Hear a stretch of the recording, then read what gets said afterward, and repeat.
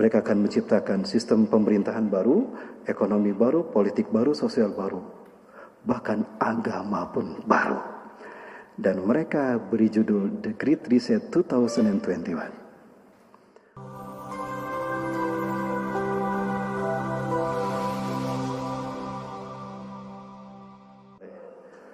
Bapak Ibu rahmati Allah Subhanahu wa taala. Lalu siapa yang akan menjadi pemimpin di dunia ini?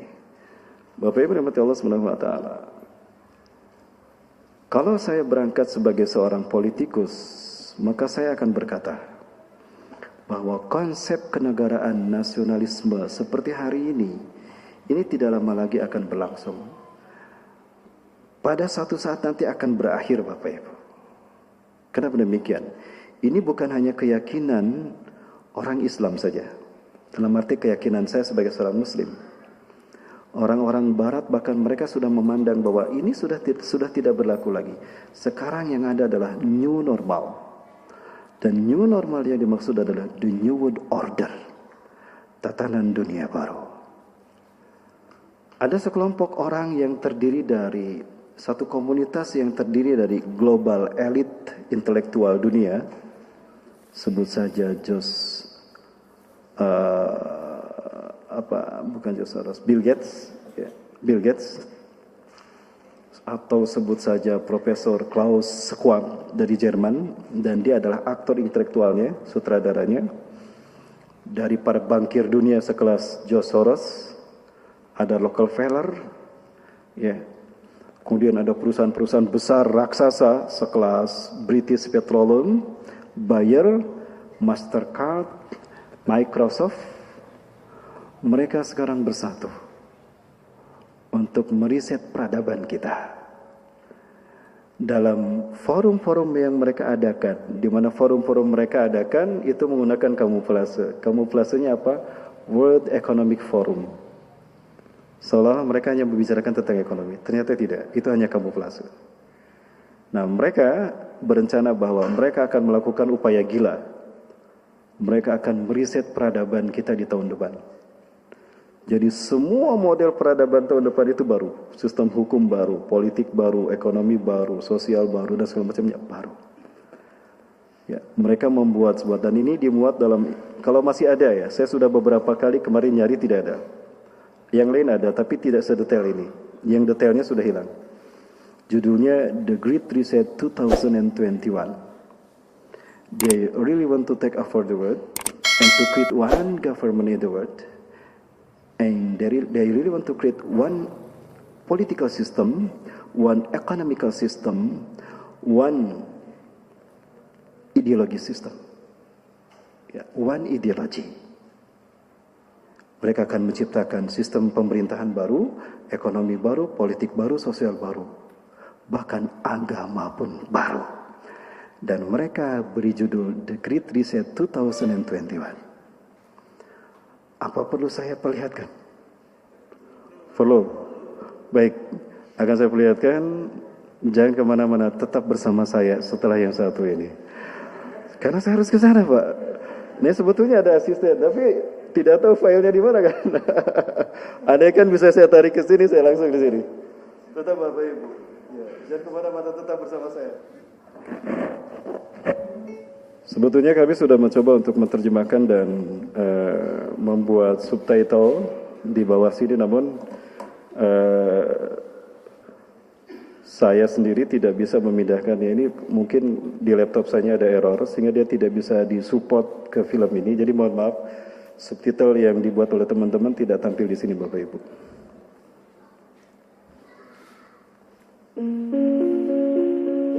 Ingat Bapak Ibu sekalian, mereka bisa menciptakan, they can create the weather control, they can create the earthquake, mereka bisa menciptakan kontrol cuaca, mereka bisa menciptakan tsunami, mereka bisa menciptakan gempa bumi.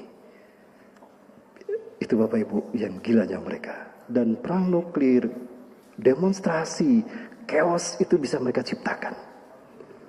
Bahkan mereka bisa mempengaruhi manusia dengan mempengaruhi 4 gelombang yang mempengaruhi otak, cara kerja otak kita. Gelombang alfa, beta, theta, gamma, di mana masing-masing gelombang ini bisa mempengaruhi karakter manusia dan sikap manusia dengan satu berita, satu situasi, dan satu keadaan.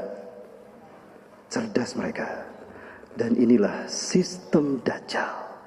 Ketika ini terjadi, saya curiga Dajjal akan segera datang. Karena Dajjal punya kecerdasan di atas akal jenius manusia. 60 tahun di atas akal jenius manusia. Dan mereka ini adalah antek-anteknya. Inilah Bapak Ibu sistem Dajjal. Dan Dajjal tidak akan datang melainkan kita sistem yang sudah sempurna gagal total, maka dia sendiri yang keluar. Kenapa sistemnya gagal total?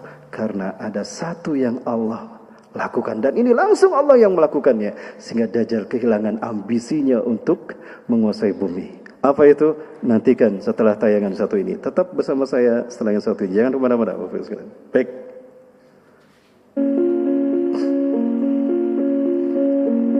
Perang itu skenario mereka. Perang dunia satu, perang dunia kedua, perang Irak, perang Kuwait. Dan siapa yang meraih keuntungan masif?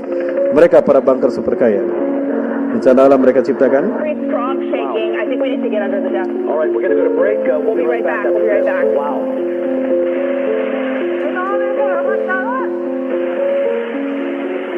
An unprecedented disaster, spiraling flames in all directions.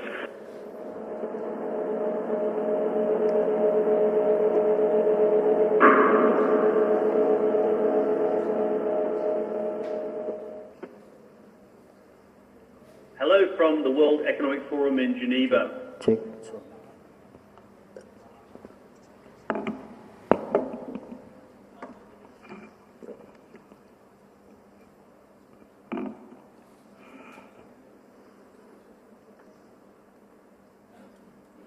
Erdogan pernah menghadiri majelis pertemuan ini, World Economic Forum. Namun beliau paham betul bahwa itu adalah pertemuan yang gila. Kebetulan yang di samping beliau duduk adalah Shimon Peres, Presiden Israel. Maka beliau manfaatkan untuk menghantam mereka, termasuk menghantam yang di sampingnya, Shimon Peres. Ya, sampai dia berani mengatakan, kamu ini pembunuh manusia, pembunuh bangsa Palestina. Kamu bukan manusia, kamu kejam, biadab, pembunuh bayi dan sebagainya.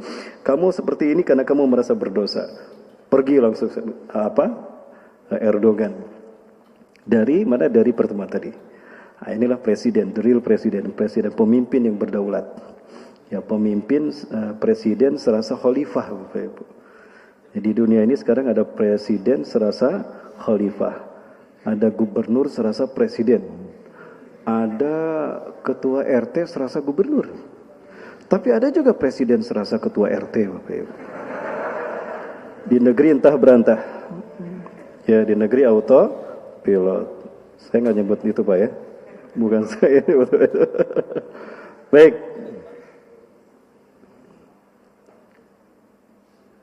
Hi and welcome to the channel today. Thank you so much for joining us. My name is Neil McCoy Ward and first orang inilah yang berani membukakan pemberitaan ini pada kita, dan beliau paham bahwa apa yang beliau sampaikan ini berbahaya untuk dirinya, dan beliau pun paham bahwa tidak lama setelah saya memberitakan ini akan will be banned. Ya, not far from this time. Dia akan di-banned sebelum tidak lama setelah saya sampaikan ini. Itu kata beliau. Saya percepat Bapak Ibu ya. Intinya sudah saya sampaikan. Pemimpin-pemimpin dari pertemuan ini sudah disebutkan. Sesaja mereka, ini sistem pemerintahan. Siapapun yang mau masuk pada ini, maaf. Ini perusahaan-perusahaan raksasa yang mendukung kepada program gila ini Bapak Ibu. Kenapa saya katakan program gila? Karena program gila mereka ingin mereduksi populasi manusia di dunia. Kenapa mereka ciptakan gempa bumi, bencana alam buatan? Karena mereka ingin mengulangi populasi manusia. Inilah yang disebut dengan reduction of population. Mereka ingin mengurangi jumlah populasi manusia. Hari ini tidak kurang kalau tidak salah 7,5 miliar penduduk bumi, dan akan mereka reduksi. Yang akan mereka sisakan pada akhirnya adalah 500 juta saja. Artinya yang harus dibuang berapa? 7 miliar manusia. Salah satu cara mereka menghilangkan populasi manusia dengan cara cepat, pandemi. Di sini dibahas COVID-19 ciptaan mereka. Jelas suara saya Bapak Ibu? Jelas, jadi nggak usah saya ulang ya. Pandemi COVID-19 ini adalah rekayasa mereka. Saya butuh 2 jam untuk berbicara khusus pandemi COVID-19. Tapi dengan syarat tidak ada yang merekam kecuali tim saya. Nah, Abang nanti diedit Bang ya? Ini tidak streaming. Tidak, nanti diedit Pak. Oke, baik. Nah, ini perusahaan-perusahaan besar dunia yang mendukung program gila ini. Tadi kita lihat ada Mastercard, ada Microsoft, ada George Soros Foundation, BP, British Petroleum, ada British Petroleum. Ini perusahaan raksasa di dunia, Bapak Ibu. So BP is a energy company. Bayer, of course, International Chemicals. Saya tidak usah menyebutkan perusahaan besar di Indonesia, karena kita tahu perusahaan-perusahaan besar di Indonesia siapa yang punya. Gitu ya, Bapak Ibu. Ini satu, Bill Gates. Inilah aktor intelektual di antaranya. It's the most likely thing to cause, say, 10 million excess deaths. And kemudian ada George Soros dari Bankir Dunia.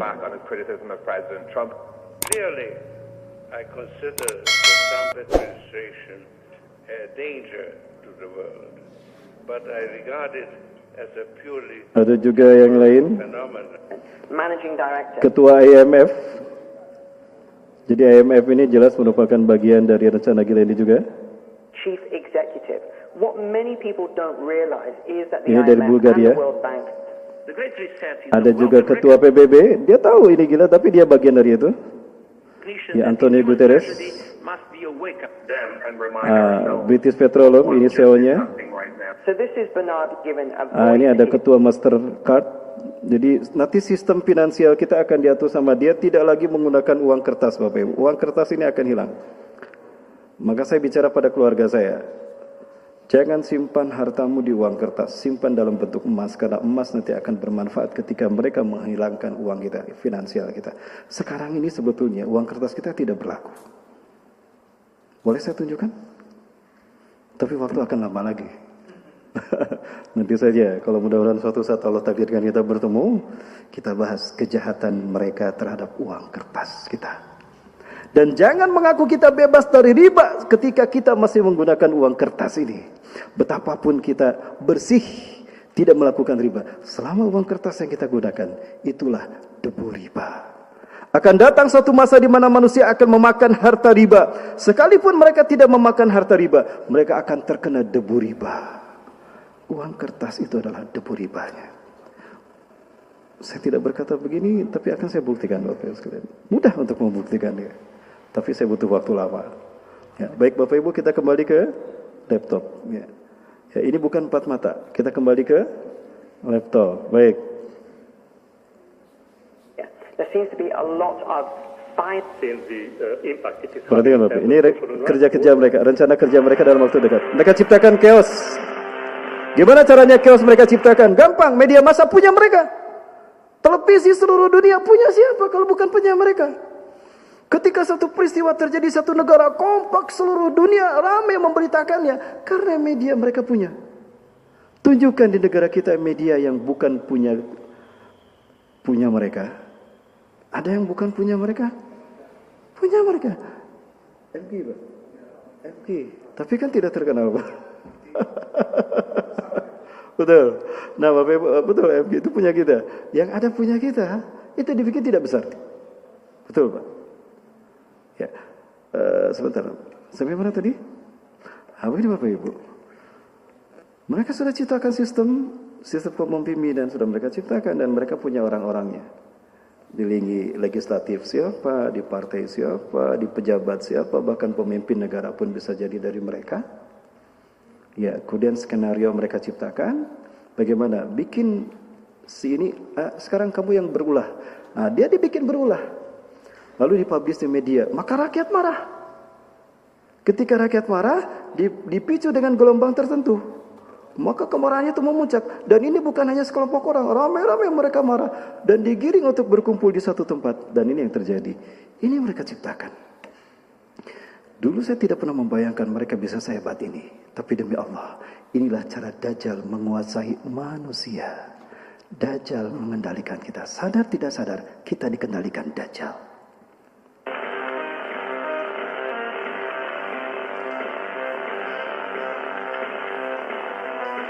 Ini bukan di Indonesia, Bapak. Ini di luar negeri. Many emerging countries are now facing a dramatic situation in which an increasing level of citizens will face deep poverty issues. Udah negara-negara yang memang bisa dihancurkan dengan kemiskinan, maka tetap dibikin miskin mereka. Dibikin kelaparan sehingga negara ini hancur dengan kemiskinannya. Ya, ada yang seperti itu. Ada juga kemudian negara yang dibikin hancur dengan isu-isu tertentu. Isu terorisme, isu pandemi, sehingga ramai-ramai rakyat mengungsi dari negaranya.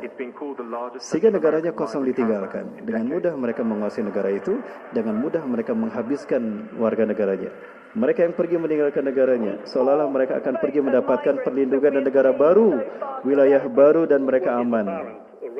Justru mereka menghilang tanpa jejak. Kemana perginya mereka?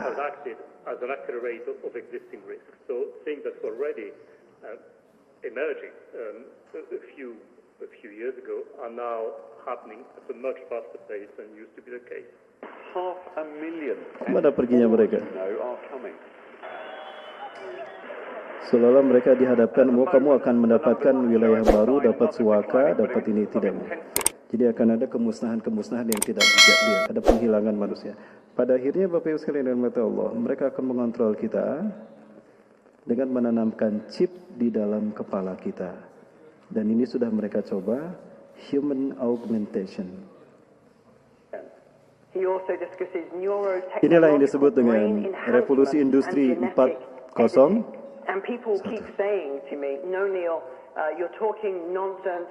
These things will never happen. We're decades, we're 30, 40 years Mungkin away. sebagian orang akan mengatakan ini, itu bohong lah, itu nggak ada artinya. Tapi inilah fakta yang kita harus tahu, Bapak Ibu.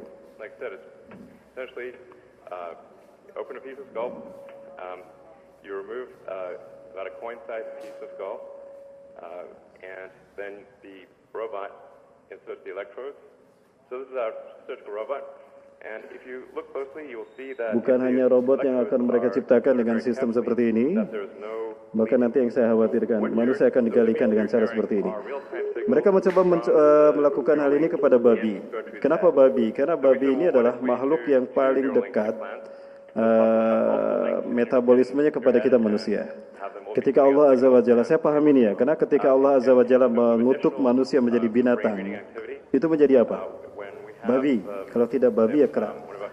Babi memiliki DNA yang mirip dengan manusia. Nah, kita lihat Bapak Ibu. Pada akhirnya nanti babi melakukan apa yang dilakukan manusia. Nah, ketika chip ini ditanam pada otak kita, kemudian ada reseptor di aktivitas gerak otak kita, itu terpancar sampai ke satelit, maka kita dikendalikan dan kita diawasi. Dulu saya khawatir dengan yang namanya vaksin. Ya, karena ini pernah dilakukan di Amerika pasca terjadinya kehancuran WTC. Ini agak berat saya Bapak Ibu. Inilah yang pertama kali saya angkat di media-media saya, di ceramah-ceramah saya. Karena sudah jelas mereka terang-terangan sebetulnya. Tapi sayang sekali hanya sedikit mereka yang menyadari ini.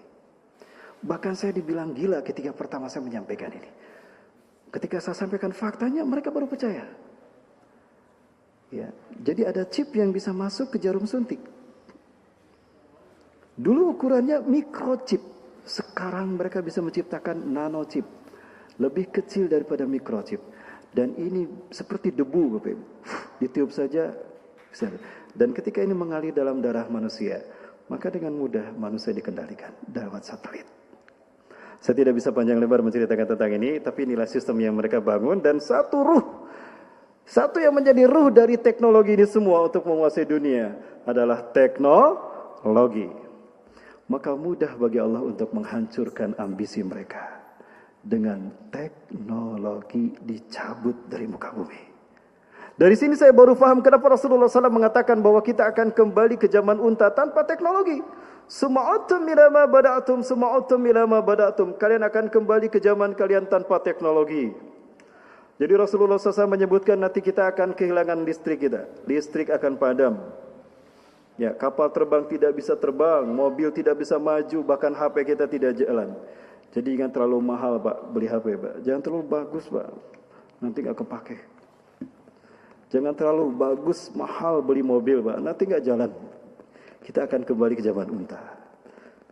Sangat mudah sekali Bapak. Dan bagaimana peristiwa itu akan terjadi? Ada banyak peristiwa-peristiwa besar. Salah satunya adalah perang demi perang. Dari banyak perang yang akan terjadi, ada dua, saya bagi dua Pak. Ada perang Armageddon dan ada perang Malhamatul Kubra. Perang-perang inilah yang memunculkan pemimpin yang sesungguhnya di muka bumi. Ketika komunitas yang bernama negara hilang, ketika komunitas yang bernama kerajaan hilang, bahkan komunitas fakta NATO, APEC, AFTA, MEE semuanya hilang, yang ada adalah kepemimpinan yang sesungguhnya. Dialah Imam Mahdi. Dan beliau akan muncul ketika wafatnya seorang raja Arab, penguasa Mekah dan Madinah. Rasulullah SAW menyebutkan bahwa ketika penguasa Mekah Madinah ini mati, wafat, maka 3 putra mahkotanya akan berebut kekuasaan.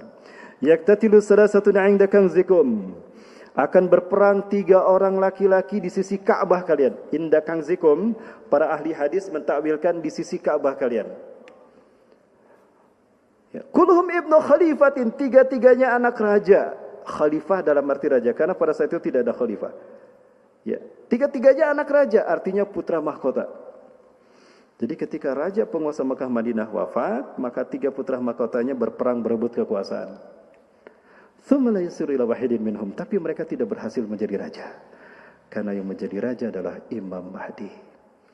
Pertanyaannya, siapakah raja penguasa Mekah Madinah sekarang?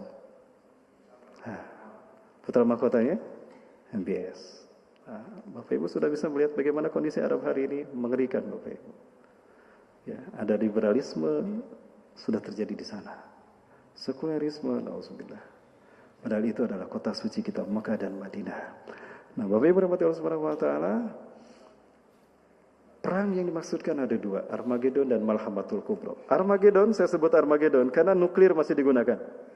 Adapun Malhamatul Kubra, tidak ada nuklir, tidak ada teknologi. Manusia kembali berperang menggunakan tombak, pedang, panah, dan kuda. Ya, ketepel boleh Pak? Nanti Bapak siapkan ketepel Pak. Ketepel betul ada Pak, bisa. Artinya senjata kita pada saat itu manual. Tidak ada teknologi. Tradisional. Tidak ada angka 47. Boleh saya perlihatkan simulasinya Bapak Ibu? Masih ada waktu?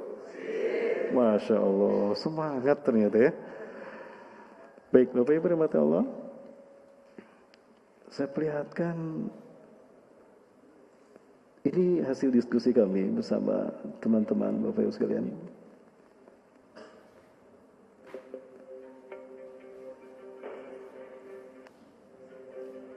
Ini adalah perbedaan antara Armageddon dengan Malhamatul Kubra. Alhamdulillah, Allahumma sholli ala Muhammad wa ala ali Muhammad. Segala puji hanya untuk Allah Subhanahu wa taala yang telah mengizinkan kami untuk membuat video ini, dan tidak lupa mari kita mengucapkan salam dan hormat kepada Rasulullah sallallahu alaihi wasallam. Beliau adalah Bapak Denny Halim. Beliau yang membuat tayangan yang Bapak Ibu lihat ini. Dan beliau pemerhati akhir zaman. Beliau sempat mengajukan film ini pada saya, dan Ustaz tolong dikoreksi menurut Ustaz bagaimana.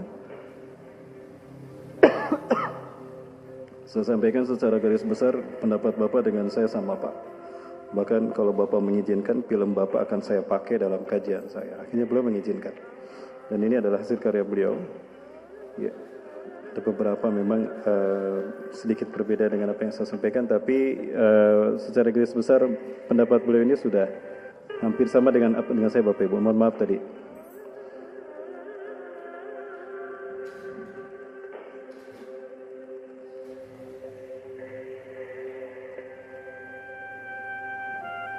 Jadi kondisi geopolitik dunia hari ini lebih menjurus kepada memang akan terjadinya perang asimetris. Walaupun ada dominasi yang berbeda antara dulu perang dunia kedua dengan perang yang dimaksudkan ini. Artinya ada dominasi kepemimpinan, ada suksesi di conquer power, blok timur. Alhamdulillah, kami juga mencoba membuat sebuah simulasi kalau sampai terjadi perang dunia ketiga, maka ribuan bom akan menjatuhi ibu kota, dan tentunya akan terjadi era es yang tiba-tiba di planet bumi ini. Jadi beliau melihat bahwa Perang Dunia Ketiga nuklir ini akan memicu era es. Saya masih belum bisa memahami jika Perang Dunia itu bisa memicu terjadinya era es. Tapi saya memahami era es ini akan terjadi karena polar shift. Dan ini ada kaitannya dengan terbitnya matahari dari barat dengan munculnya dukhan. Jadi dukhan ini merupakan bagian dari combined disaster, dari bencana yang berangkai. Ya, polar shift, bumi bergeser, climate change, berubah iklim, kemudian ada dukhan. Dukhan ini muncul setelah matahari terbit dari barat. Saya butuh 2 jam untuk menjelaskan ini Bapak Ibu. Suatu saat kalau kita ketemu lagi khusus kita bahas bilakah matahari terbit dari barat. Nah, insya Allah kita bahas itu ya. Nanti kan di jam tayang yang sama Bapak Ibu. Bersama saya ya. Di jam tayang yang sama Bapak Ibu ya. Di masjid ini insya Allah. Dan ini ada beberapa pemicu yang sebetulnya bisa menjadi pemicu Perang Dunia Ketiga. Ya, seperti yang satu ini Bapak Ibu. Therefore, I have determined that it is time to officially recognize Jerusalem as the capital of Israel. Perkataan Donald Trump ini jelas memicu mengkristalnya kekuatan umat Islam, terutama di Palestina. Karena dia mengatakan secara resmi seolah-olah dia adalah polisi dunia dan pengatur dunia, pemimpin dunia. Ketika dia mengatakan Yerusalem adalah ibu kota Israel, artinya nanti Al-Aqsa menjadi wilayah Israel. Maka dengan leluasa Israel akan menghancurkan kiblat kita yang pertama, Palestina. Ini di akhir nanti saya akan bicara tentang Palestina, Bapak Ibu. Boleh ya? Boleh kita bicara Palestina. Baik, Bapak Ibu, kemudian saya percepat. Nah, maka artinya nanti Palestina akan dipecah menjadi 2. Setelah dipecah menjadi kecil, sekarang pecah menjadi 2. Kalau kita berjalan, mentok, ke kanan itu Ramallah, nah itu akan menjadi wilayah Palestina. Ke kanan itu ke Ramallah, itu menjadi wilayah Palestina. Ibu kotanya Ramallah. Adapun ke kiri itu ke Yerusalem, itu menjadi milik Israel. Ibu kotanya Al-Quds, Yerusalem. Artinya Masjidil Aqsa akan masuk ke wilayah Israel, maka dengan mudah mereka menghancurkan kiblat kita yang pertama.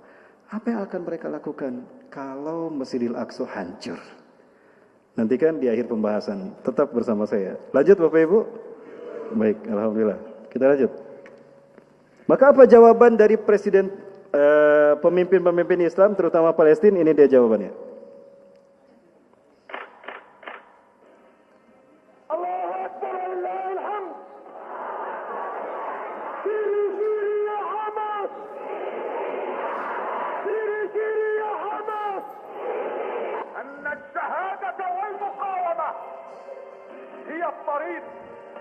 لتحرير أرض فلسطين استعادة القدس والأقصى. Sayın Kral, Müslümanların kırmızı çizgisi. Saat itu saya melihat bahwa negara-negara Arab mulai kompak. Mereka kompak bersatu untuk menentang apa yang dikatakan oleh Donald Trump.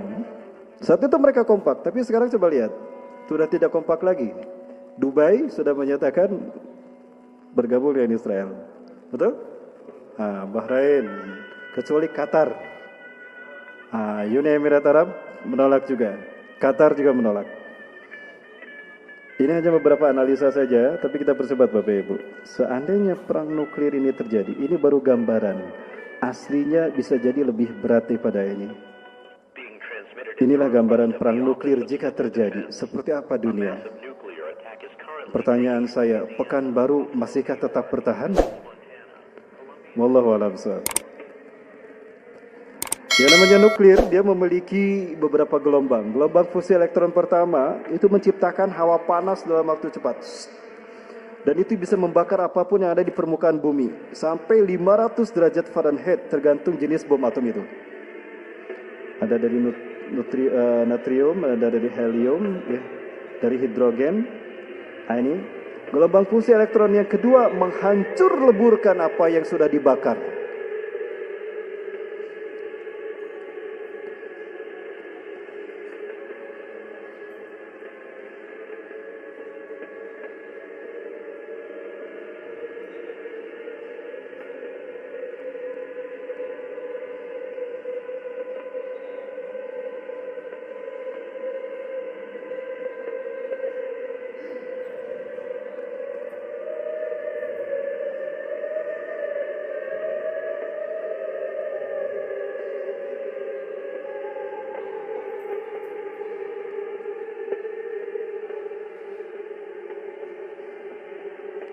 Kemarin saya diundang kajian. Sebelum kajian kita selfie di jembatan Balerang, Batam, Rempang,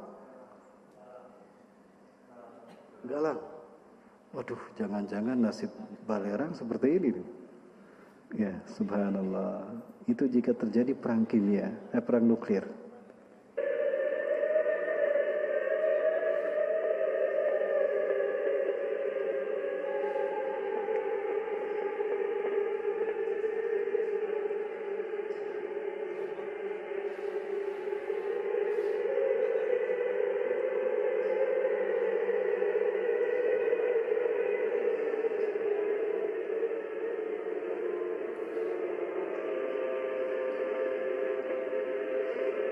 Perang ini tentu tidak akan menyisakan daging-daging manusia, karena daging manusia hangus terbakar. Sehingga kalaupun tersisa itu tulang belulang yang tidak sempat hancur karena radiasi aktif bom nuklir tadi. Maka tidak bisa disebut perang ini perang malhamatul kubra.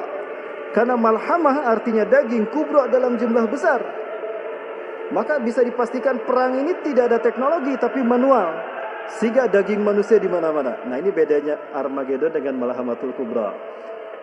Artinya teknologi. Maka ketika Malhamatul Kubra terjadi, teknologi sudah tidak ada.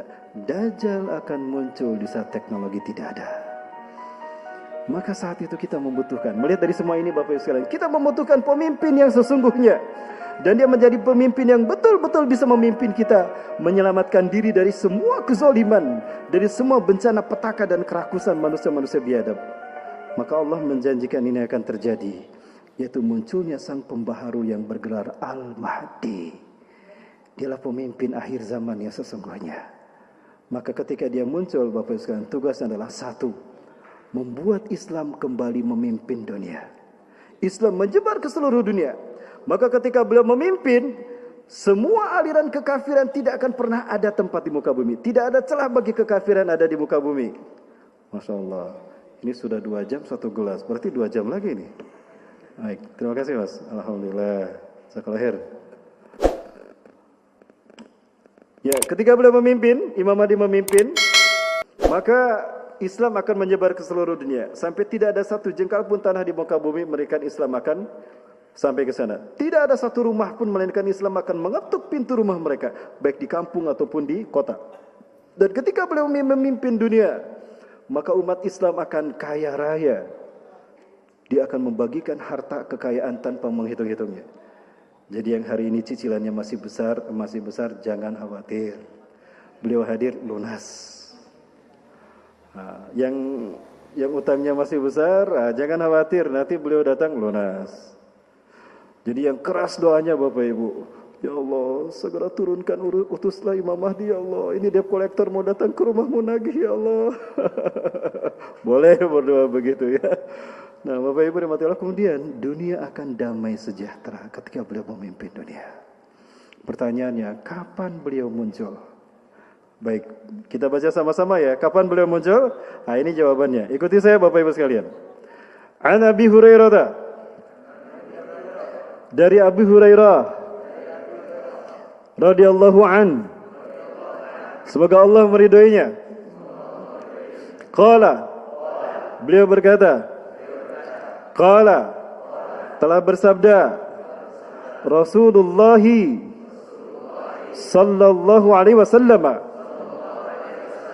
inna Allah, sesungguhnya Allah yab'asu, akan mengutus min hadhil ummati, dari umatku ini, ala ra'si, setiap kelipatan, kulli mi'atis sanah, 100 tahun sekali, man, seseorang, yujaddidu, yang akan memperbaiki dinaha, agamanya.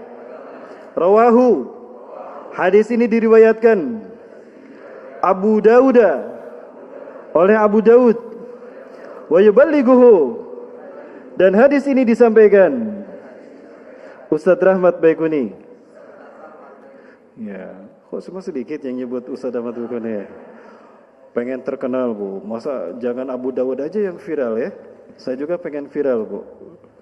Ya, Bapak sekalian yang dirahmati Allah, berdasarkan hadis ini, 100 tahun sekali setelah Rasulullah wafat akan muncul mujadid. Bukan Nabi, bukan Rasul, mujadid, pembaharu. Yang tugasnya satu, membuat Islam tersebar seluruh dunia. Kedua, membuat Islam saat itu bersatu. Tidak ada lagi orang mengaku saya paling sunnah, kamu ahlul bid'ah. Tidak ada lagi. Semuanya sama. Yang kedua akan membuat Islam memimpin dunia di seluruh dunia. Yang keempat akan membuat dunia aman sejahtera. Ya, 100 tahun setelah Rasulullah wafat akan muncul setiap 100 tahun sekali. Baik, Bapak Ibu rahmati Allah. Saya bertanya pada Bapak Ibu, abad kejayaan Islam sebelum kita siapa? Siapa? Turki Utsmani. Yakin?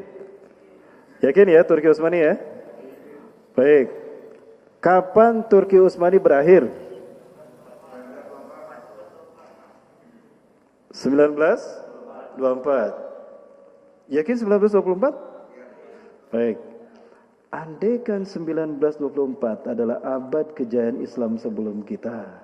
Ya, abad kejayaan Islam sebelum kita. Maka berdasarkan hadis tadi, kira-kira abad kejayaan Islam berikutnya kapan Bapak Ibu?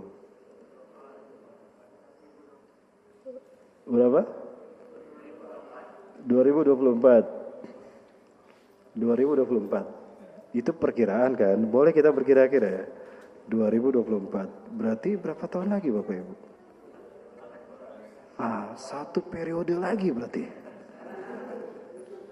Satu periode lagi ya? 4 tahun lagi ya?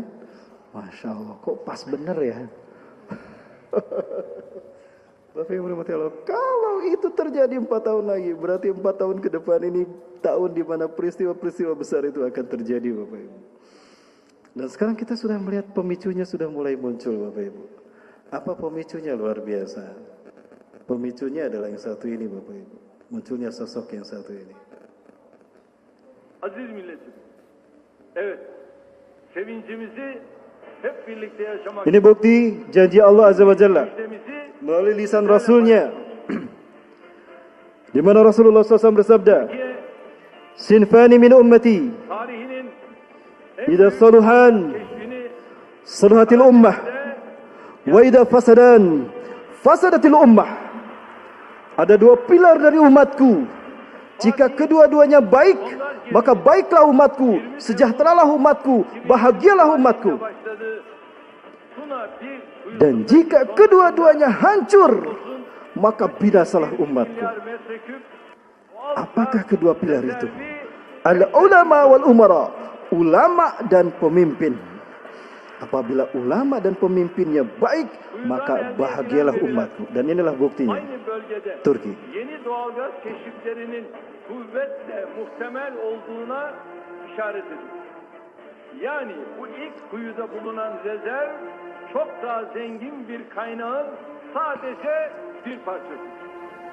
İnşallah devamı da en kısa sürede gelecek. Dia tidak mengatakan itu atas nama dia sebagai presiden, tapi dia berjanji atas nama Allah untuk membuktikan bahwa ini adalah karunia Allah. Dan ini pembuktian dari firman Allah. Surat Al-Anbiya ayat 105. A'udzubillahi minasyaitonirrajim. Walaqad katabna fi zaburi min ba'di dzikri anal arda yarisuha ibadiyas salihun. Dan sungguh kami telah menetapkan di dalam kitab Zabur setelah kami tetapkan di Lauhul Mahfuz. Bumi ini Allah wariskan kepada hamba-hambaku yang saleh. Artinya, jika ulama dan pemimpin satu kaum itu baik, benar, maka bahagialah umatku. Sebaliknya, jika pemimpin dan ulamanya buruk, hancur umatku. Bapak hormati Allah. Tolong angkat tangan yang hadir di sini. Angkat tangan yang hadir di sini yang pernah mendengar Brunei Darussalam diberitakan terkena bencana alam. Sekali saja seumur hidup kita. Kita mendengar berita di TV menyampaikan Brunei terkena tsunami, gempa atau apa. Pernah? Seumur hidup belum? Indonesia? Allahu Akbar. Sering ya? Kok saya nggak nyadar ya? Oh, ekspresi saja Bapak Ibu. Kenapa kita yang paling banyak terkena bencana sementara Brunei belum pernah kita dengar? Bukan belum pernah terjadi, kita belum pernah mendengar. Bukankah kita mayoritas ulama? Bukankah kita mayoritas muslim? Ulama kita hebat-hebat sekali, ceramah ribuan tuh. Mungkin kalau UAS yang ceramah di sini sekarang penuh nih masjid nih. Tapi karena yang ceramahnya Ustaz akhir bulan ya kayak gini akhir bulannya. Ya. Lalu kenapa bencana menimpa kita? Itu tadi ulama dan umaranya. Brunei rahasianya adalah mereka menerapkan syariat Islam. Dan itu diucapkan oleh pemimpinnya. Dan kepemimpinannya berdasarkan bimbingan ulama. Bahkan ketika ulama di negara kita ini tidak dihargai, bahkan dibacok sama orang gila, seolah-olah tidak ada celah bagi ulama kita untuk merasakan kenyamanannya. Maka Sultan Hasan Al-Bolkiah bertanya, wahai ulama Indonesia, jika anda tidak dihargai di negara anda, kami Brunei Darussalam siap memuliakan anda. Malu Pak saya sama Brunei. Ya, ya, ya, jadi kayak tinggal di autopilot saya nih ya. Nah ini Bapak Ibu yang terjadi seperti itu. Ya, dan ini rahasianya. Bapak Ibu rahmati Allah. Kebangkitan Imam Mahdi ini akan muncul untuk membuktikan bahwa Yahudi tidak akan pernah bisa menghancurkan Masjidil Aqsa. Kenapa demikian? Bapak Ibu lupakah kita?